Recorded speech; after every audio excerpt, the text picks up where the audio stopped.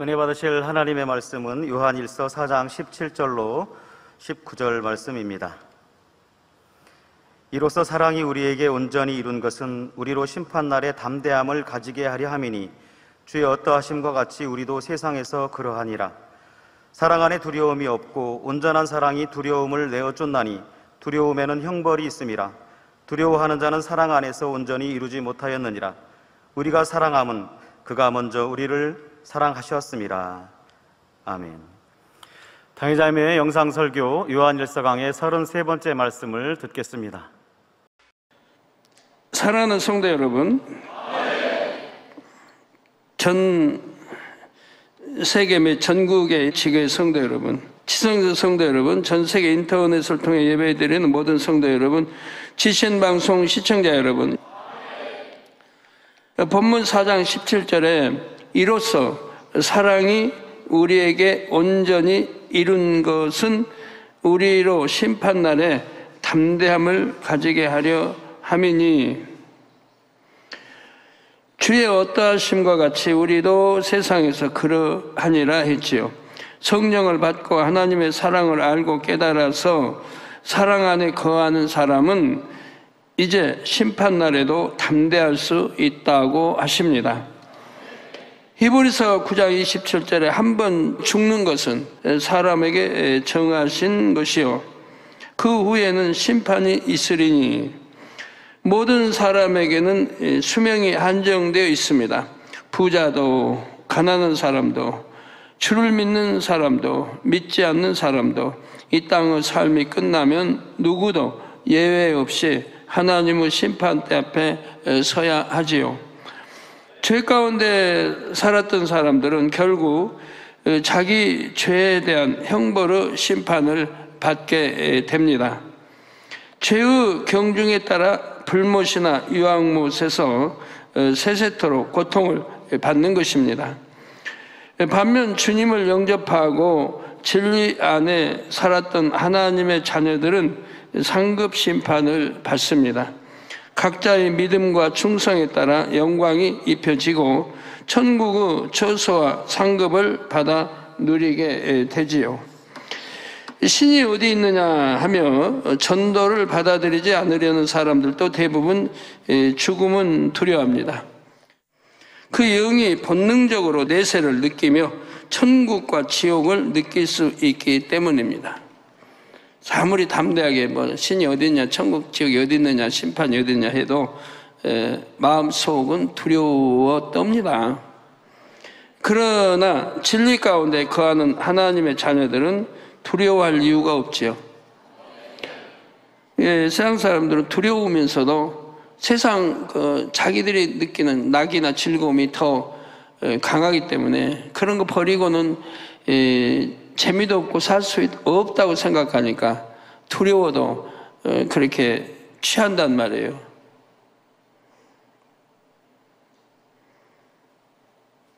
그러나 믿는 우리는 그 두려움 대신 그 즐겁고 그런 거 대신 천국의 소망이 있기 때문에 그 천국의 소망이 더 기쁘고 행복하단 말이에요.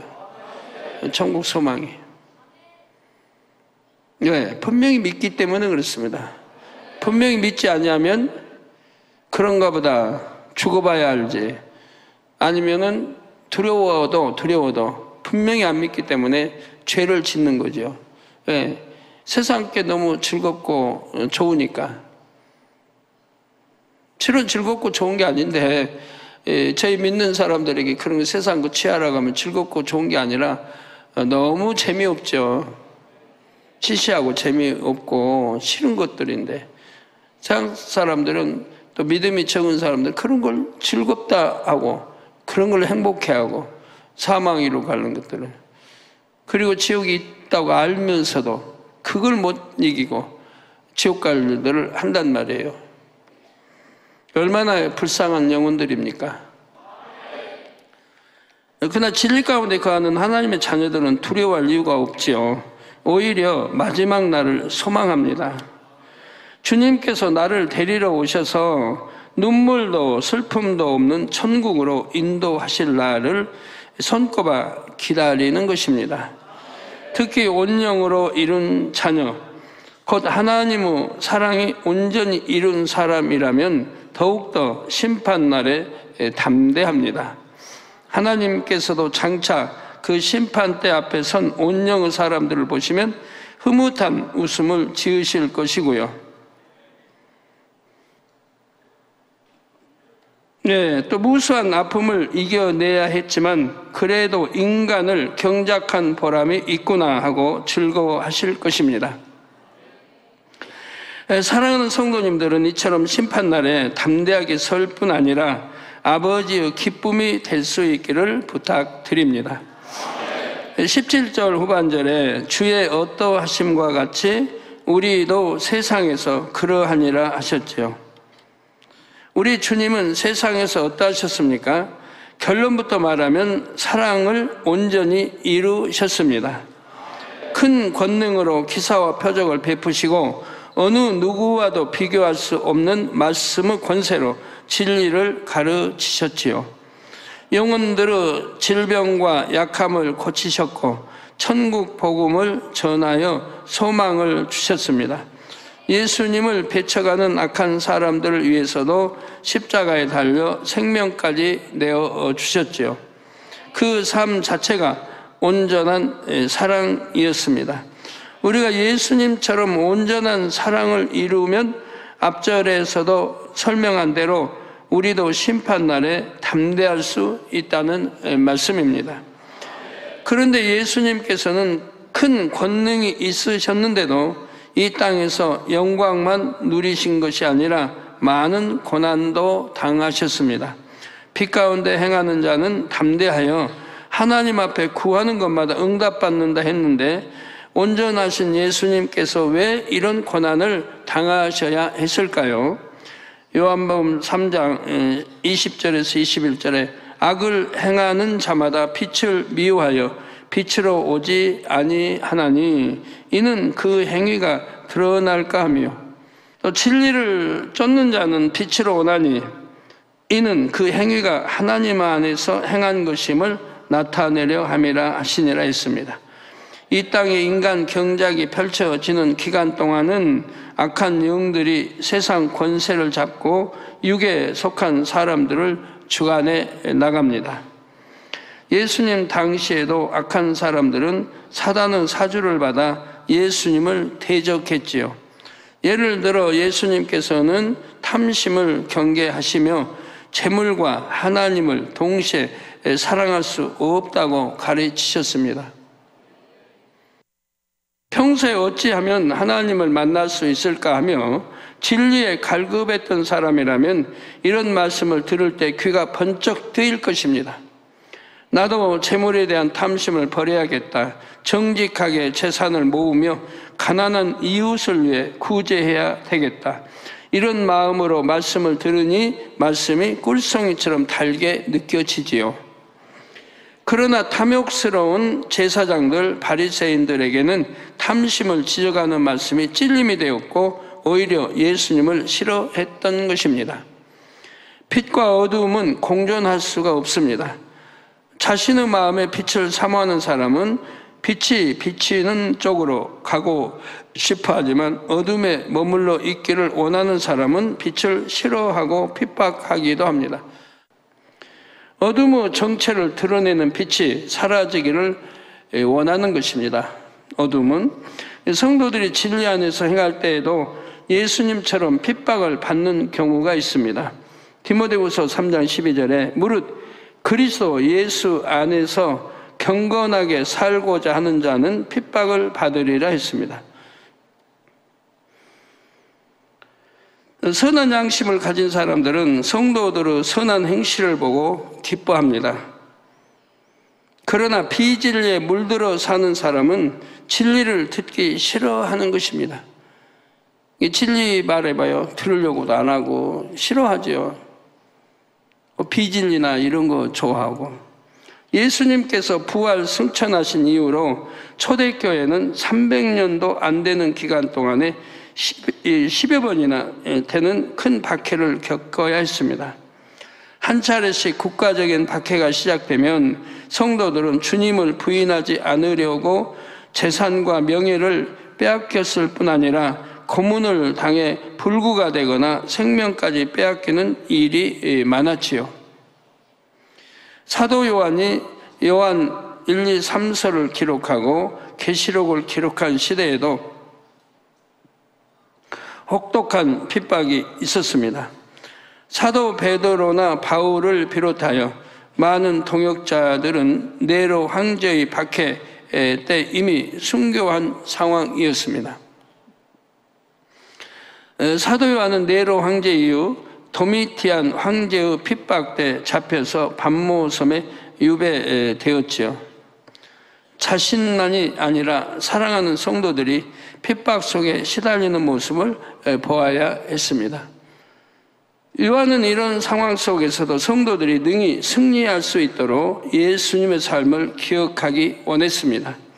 예수님께서 이 땅에서 어떠하셨던 것과 같이 곧 온전한 사랑으로 진리만을 행하셨고 그러면서도 고난을 이기신 것과 같이 우리도 그리할 수 있다고 알려줍니다.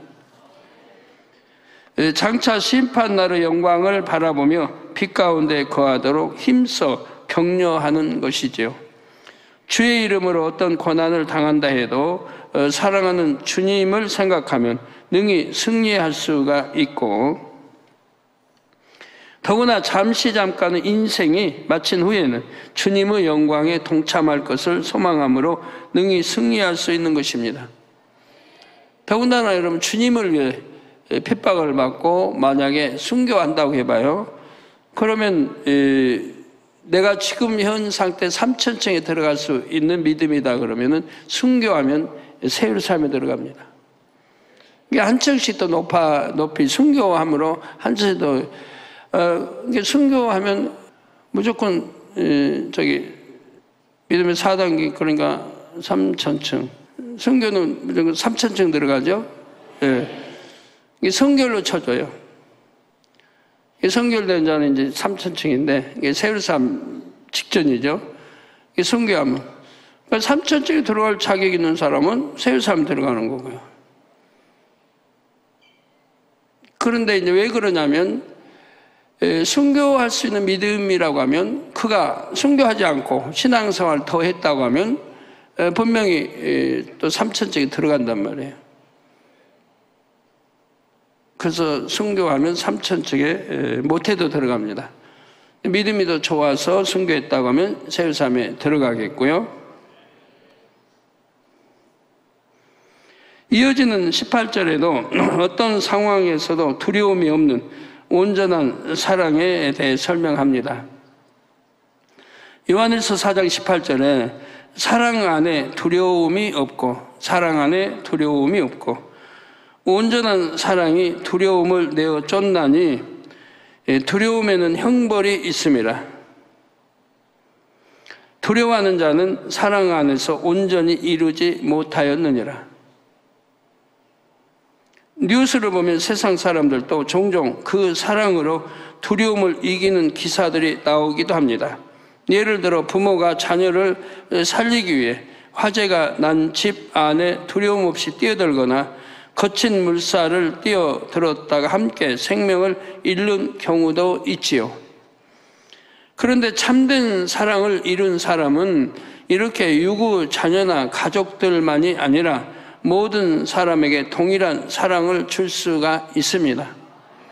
또한 그 사랑이 어떤 상황에서도 변질되지 않지요. 룻기 나오는 룻이 바로 이처럼 참된 사랑을 이룬 여인이었습니다. 룻이 시어머니를 따라 고향을 떠날 때 아무 소망도 없고 살 길이 막막했지요.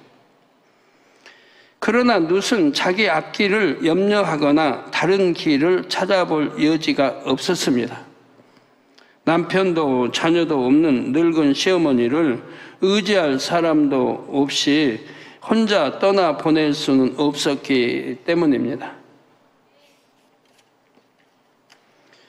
고향을 떠나 낯선 땅에 와서 땡볕에서 이삭을 줍고 노동을 해서 시어머니를 봉양할 때도 힘들다 괴롭다 하지 않았습니다. 내가 아직 앞길이 창창한데 이 고생을 하려고 고향을 떠나왔는가? 장차 어머니가 돌아가시고 나도 나이를 먹으면 자녀도 없고 친척도 없는데 누구를 의지하고 살아야 할까? 지금이라도 내 살 길을 찾아야 하나? 이런 두려움 속에 고민하지도 않았습니다. 하루하루를 성실하게 살면서 어떻게 하면 시어머니의 마음에 맞추어 더 편안하게 모실까를 생각했을 뿐입니다. 여러분들이 이제 이 여인이 입장이 돼봐요. 나도 그렇게 할 수 있겠는가? 그렇게 시어머니를 섬길 수 있겠는가? 희망이 없는데, 어떤 희망도 없어요. 뭐 조그만 희망도 없어요. 그런데도 그렇게 섬기며 살 수 있겠는가?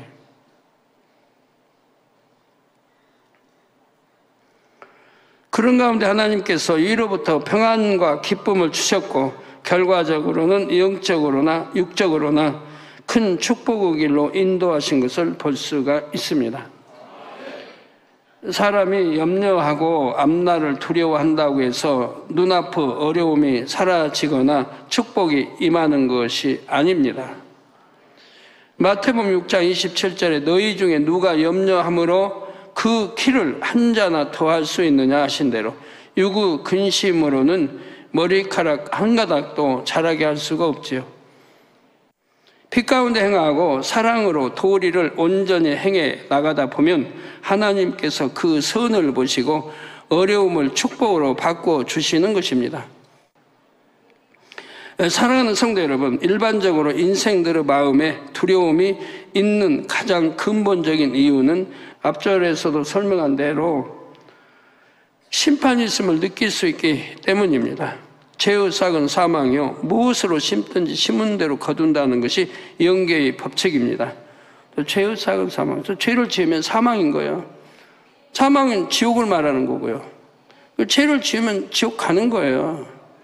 그래서 제가 여러 번 말씀하죠. 죄를 짓고도 구원받는다고 말씀이 구약이나 신약이 있다면 저한테 가져오라고 제가 상급을 많이 주겠다고. 죄의 싹은 사망이에요. 죄의 결과는 지옥이라 이 말이에요. 그러니까 죄 짓고 구원받았단 말은 없어요. 그래서 선지자들이나 우리 주님이나 제자들도 모두가 다 죄는 버리라고, 악은 모양이라도 버리라고 했어요. 적은 거라도 버리라고 했지. 그래서 무엇으로 심든지 심은 대로 거둔다는 것이 영계의 법칙입니다. 내가 선을 심으면 거기에 대한 거두고 악을 심으면 또 거기에 대한 거두는 게 있고 다르죠. 선을 쌓으면 선한 열매를 맺고 악을 쌓으면 악한 열매를 맺지요. 물론 그 모든 열매를 이 땅에 사는 동안 거두는 것만은 아닙니다. 쌓은 악에 대해서도 이 땅에서 살아서 재앙을 당할 수도 있지만 살아서는 재앙이 없는 것처럼 보이다가 장차 심판 때 형벌로 거둘 수도 있죠. 나름대로 선하게 살았다고 하는 사람이라도 누구나 원죄와 자범죄가 있기 때문에 예수님의 보혈로 죄사함을 받지 못했다 하면 지옥의 형벌을 면할 수 없고요. 전도서 3장 11절 말씀에 하나님께서 사람에게 영원을 사모하는 마음을 주셨다 하셨습니다. 저 선한 사람들을 안 믿는 사람도 영원을 사모합니다. 천국 지옥이요? 없다고 거부 안 합니다. 마음이 선한 사람들은. 곧 생명의 씨를 주셔서 본능적으로 영적인 것을 찾게 하셨지요. 복음을 듣지 않으려는 강팍한 사람도 그 영은 심판을 알기 때문에 본능적으로 두려움이 임하는 것입니다. 이런 두려움을 내어 쫓으려면 온전한 사랑을 이루어야 합니다. 하나님을 사랑하여 그 계명을 온전히 지키는 성도들은 이 땅에서도 재앙을 두려워하지 않고 죽음에 대해서도 두려움이 없지요. 참된 사랑을 이룬 사람은 자기 유익을 구하지 않고 상대를 위해 자신을 희생할 수 있습니다. 또한 가족이나 가까운 사람만이 아니라 모든 사람에게 동일한 사랑을 줄 수 있지요. 또한 이러한 사랑이 어떤 상황에서도 변질되지 않습니다. 이처럼 참된 사랑을 이루면 마음에 두려움이 없습니다. 자기 유익을 쫓지 않고 항상 선과 진리를 쫓아 행하기 때문에 범사에 담대하지요. 스스로가 악으로 심은 것이 없기에 혹시 내가 재앙을 당하지는 않을까 두려워할 이유가 없는 것입니다. 실제로 현실적으로 어떤 위기가 닥쳐도 하나님께서는 그 사랑과 선의 마음을 다 보고 계시므로 결국 축복의 길로 인도하시지요. 반대로 영적인 사랑을 이루지 못하고 자기 유익을 구하여 계명을 어기는 사람은 뭔가 좋지 않은 일이 일어나지는 않을지 막연한 불안감이 항상 있는 것입니다. 그래서 잠언 28장 1절에도 악인은 쫓아오는 자가 없어도 도망하나 의인은 사자같이 담대하니라 했습니다. 하나님을 사랑하여 그 계명을 온전히 지키는 성도들은 이 땅에서도 재앙을 두려워하지 않고 죽음에 대해서도 두려움이 없습니다.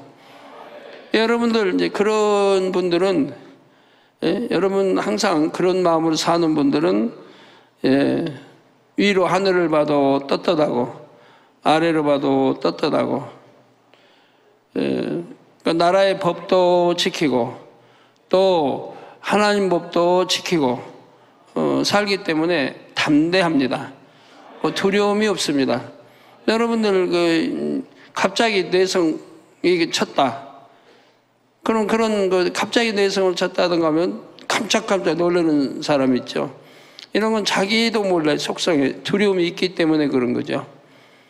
그러나 그런 두려움 없이 사는 정말 위로 봐도 떳떳하고 아래로 봐도 이 세상을 봐도 떳떳한 그런 사람들은 두려움이 없기 때문에 그런 내성이 갑자기 쳤다고 해도 전혀 상관이 없습니다.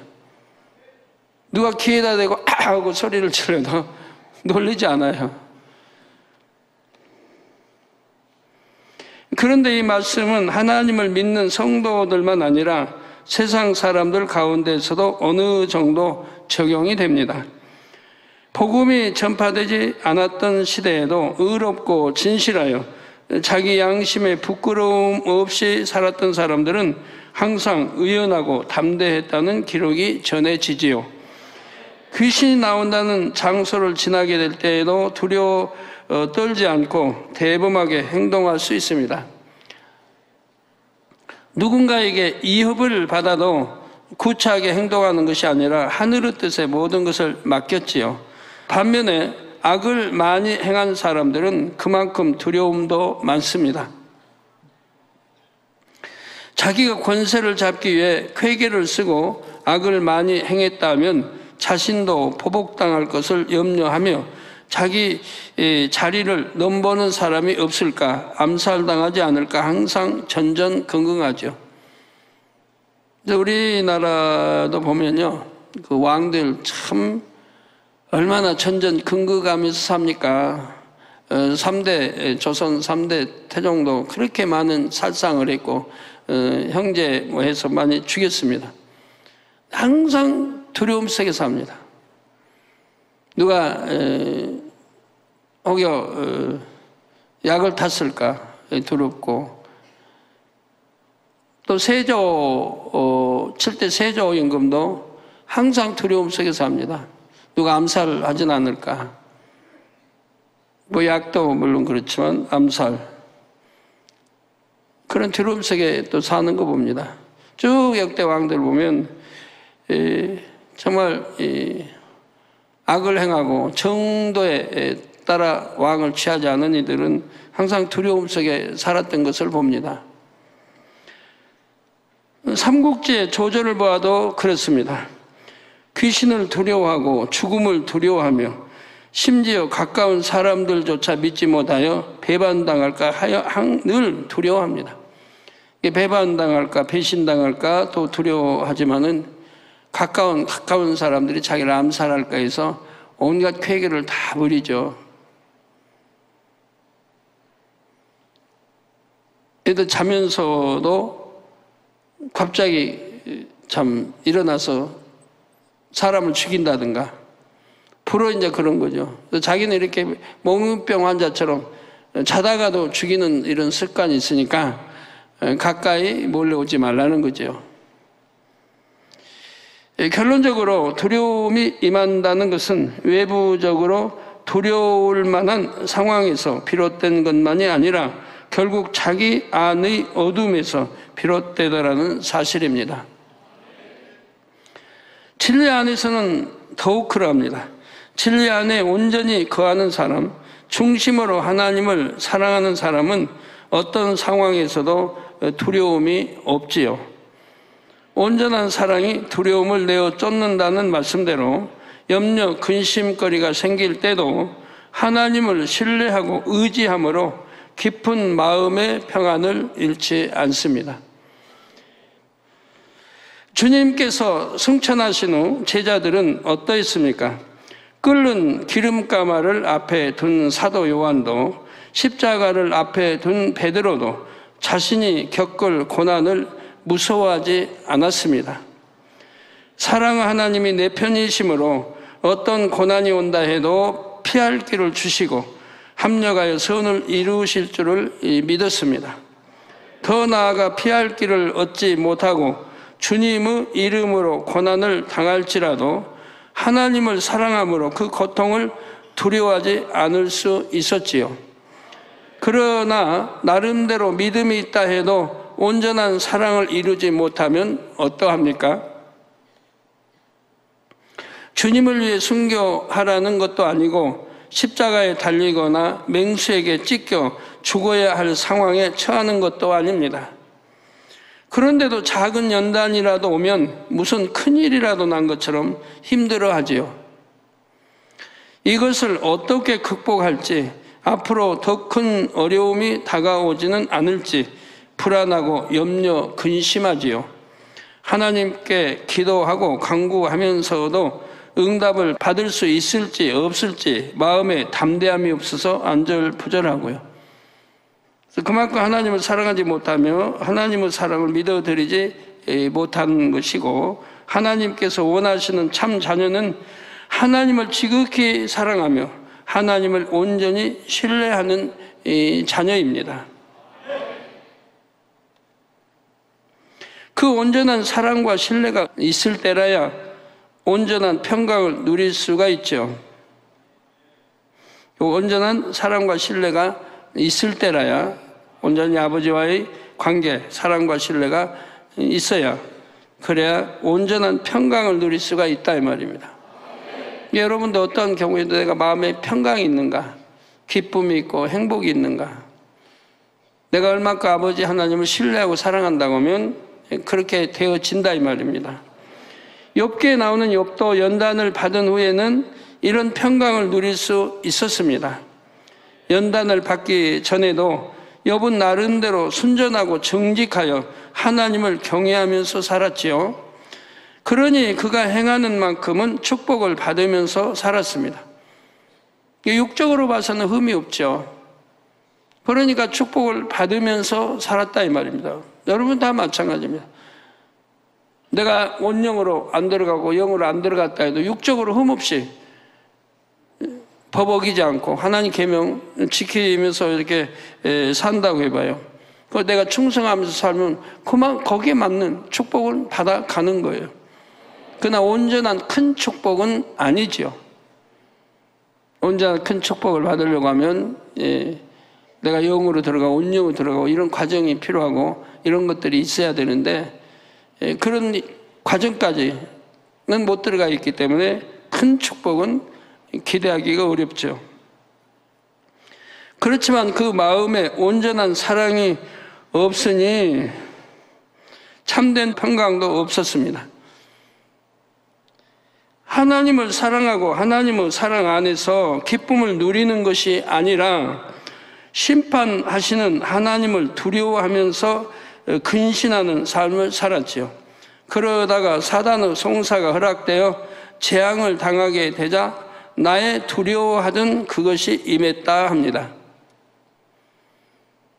여러분, 당연히 하나님을 두려워해야 됩니다. 빛 가운데 살지 못하면, 말씀대로 살지 못하면 당연히 두려워해야 되는데, 두려워하지 않는 사람은 그 사람은 진리 자체를 모르는 사람이에요. 하나님에 대해 모르고 진리 자체를 모르는 사람, 모르니까 아예 두려워하지 않아요. 그러니까 두려워하지 않는다는 것이 좋은 겁니까? 그건 반드시 심판받아 사망길로 가는 거고요. 알지 못하고 죄를 지었다고 해서 죄가 아닌 것은 아닙니다. 알고 짓는 것보다 모르고 짓는 것은 좀 낫지만 죄는 죄입니다.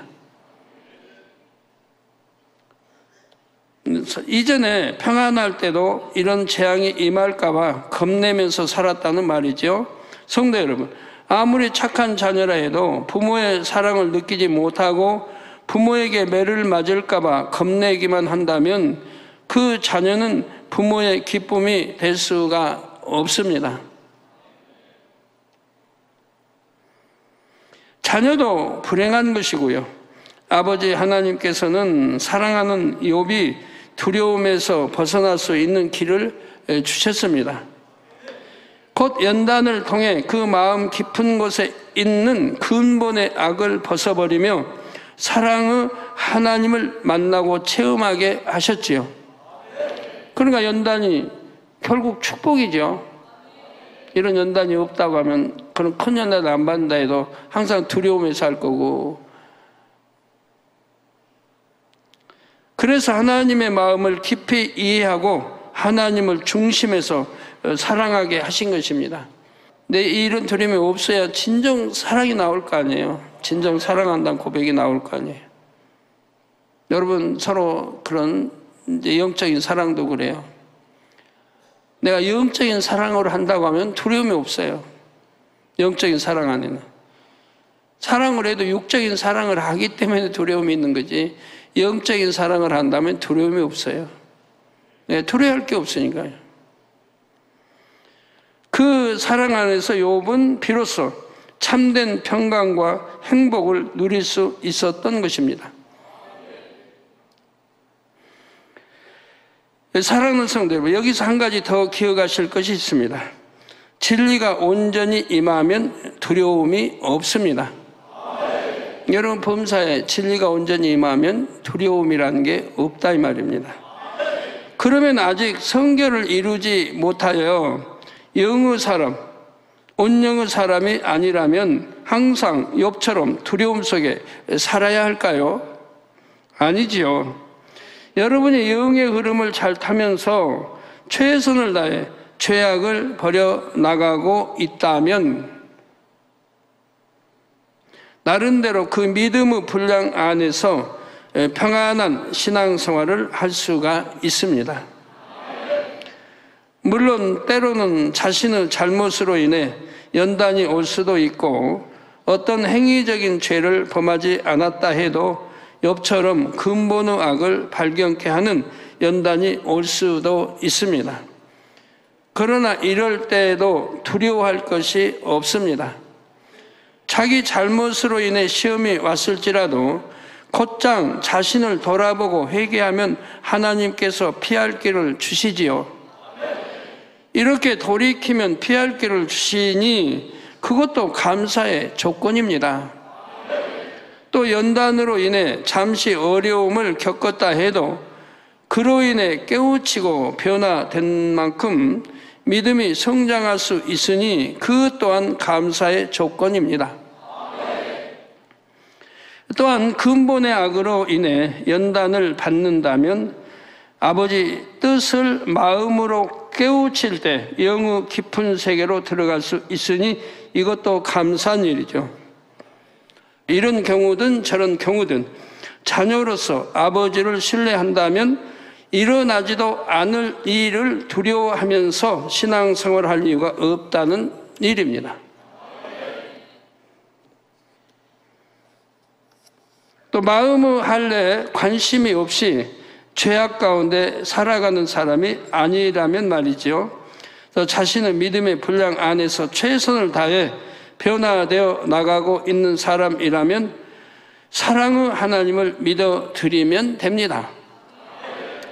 로마서 8장 28절에 우리가 알거니와 하나님을 사랑하는 자, 곧 그 뜻대로 부르심을 입은 자들에게는 모든 것이 합력하여 선을 이루느니라 하셨지요. 자, 이 말씀처럼 사랑하는 자녀들의 삶을 지키시고 모든 것에 합력하여 선을 이루시는 아버지를 신뢰함으로 항상 기쁨과 평안 중에 거하시기를 바랍니다. 사도 요한은 계속해서 영적인 사랑에 대해 설명하고 있습니다. 우리가 사랑을 온전히 이루면 두려움이 없고 심판날에도 담대할 수 있다 했지요. 그런데 우리가 하나님을 사랑할 수 있는 것은 하나님께서 또 주님께서 우리를 먼저 사랑하셨기 때문입니다.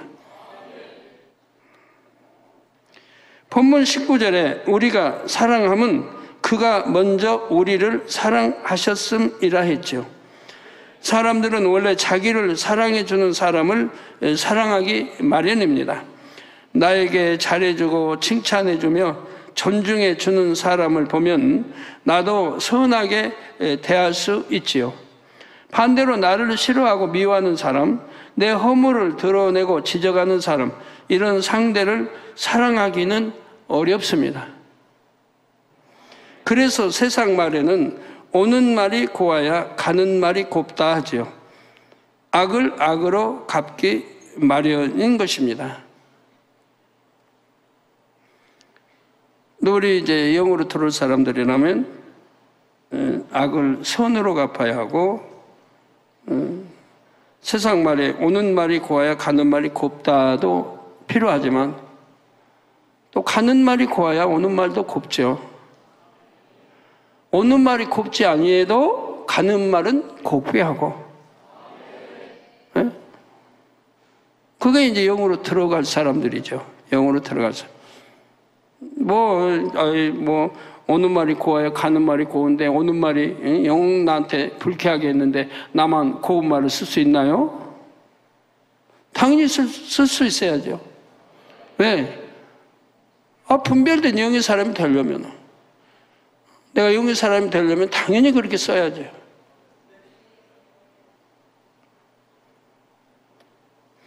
그런데 하나님의 말씀은 선으로 악을 갚으라 하십니다. 바로 이거라 하면 선으로 악을 갚으라. 악을 악으로 갚는 게 아니고 선으로 악을 갚으라. 이게 되어야죠, 이게. 나를 사랑하고 잘해주는 사람만 아니라 나를 힘들게 하는 사람, 나와 도저히 맞지 않는 사람도 사랑하라 하시죠. 마태복음 5장 46절 47절에도 말씀하기를 너희가 너희를 사랑하는 자를 사랑하면 무슨 상이 있으리요? 그건 세상 사람, 이방인도 다 하는 거예요. 누가 나를 사랑하면 나도 사랑 줄 줄 알고, 누가 나에게 잘해주면 감사합니다 하고 대접할 줄도 알고, 그건 이방인도 다 하는 거예요. 그거 좀 해놓고 나는 이렇게 선을 베풀었다.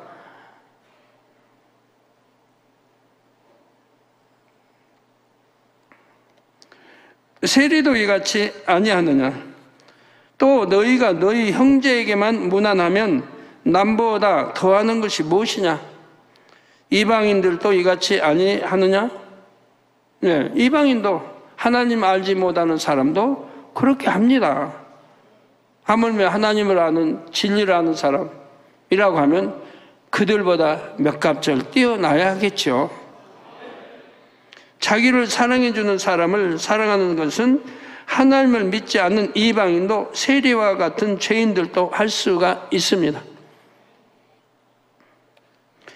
우리 하나님의 자녀들은 자기를 사랑하는 사람만이 아니라 원수까지라도 사랑하는 영적인 마음을 이뤄야 한다는 것이죠. 이는 우리가 먼저 그런 사랑을 받았기 때문입니다. 하나님이 우리에게 그런 사랑을 주셨고 너희도 서로 사랑하라. 예수님께서 이 땅에 오신 것도 십자가에 달리신 것도 우리를 위한 사랑이셨습니다. 죄에 물든 인생들은 하나님의 아들을 알아보지 못했습니다. 예수님은 질병과 연약함을 고쳐주시고 천국 복음을 전파하시며 선한 것만 주셨지만 인생들은 오히려 예수님을 미워했고 배척했으며 결국 십자가에 못 박아 죽이기까지 했지요. 그러나 예수님께서는 십자가에 못 박혀 죽으시면서도 더 큰 사랑을 베풀어 주셨습니다. 아버지여, 저희를 사하여 주옵소서. 자기의 하는 것을 알지 못함이니이다 하고 오히려 죄인들을 위해 기도하신 것입니다. 하나님의 아들로서 권능이 있으니 마음만 먹는다면 얼마든지 십자가에서 내려오실 수도 있었습니다. 천군 천사들을 불러 예수님을 못 박는 죄인들을 순간에 멸하실 수도 있었고요. 그러나 예수님은 그러지 않으셨지요. 모든 조롱과 멸시를 참으시고 십자가에 죽으시는 것만이 죄인들을 살릴 수 있는 길이기 때문입니다. 아버지 하나님께서도 죄인들을 위해 귀한 독생자를 내어주셨고 그 후로도 고아와 같이 버려두지 않으셨습니다. 성령을 보내어 우리의 삶을 인도하셨지요. 더구나 여러분은 참된 목자와 귀한 제단을 만나 스스로는 도저히 갈 수 없는 축복의 길로 인도받고 있습니다. 이 모든 것이 우리에게 조건 없이 주신 하나님의 사랑입니다. 우리가 사랑받을 만한 이유가 있어서 이 사랑을 받는 것이 아니라 오직 우리를 먼저 사랑하신 하나님의 은혜이지요. 이런 사랑을 먼저 받았기 때문에 우리는 하나님을 사랑할 수밖에 없습니다. 그리고 이렇게 큰 사랑을 받은 자로서 양심이 있다면 감히 다른 누군가를 미워할 수는 없지요. 자기가 수천억의 빚을 탕감받았다면 자신에게 겨우 몇만 원의 빚을 진 사람에게 돈을 갚으라고 억압할 수는 없는 것입니다. 예, 오늘 여기까지 하겠습니다.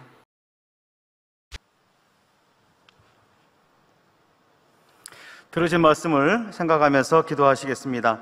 아버지 하나님, 이 땅의 삶이 끝나면 누구도 예외 없이 하나님의 심판대 앞에 서야 한다 하셨습니다.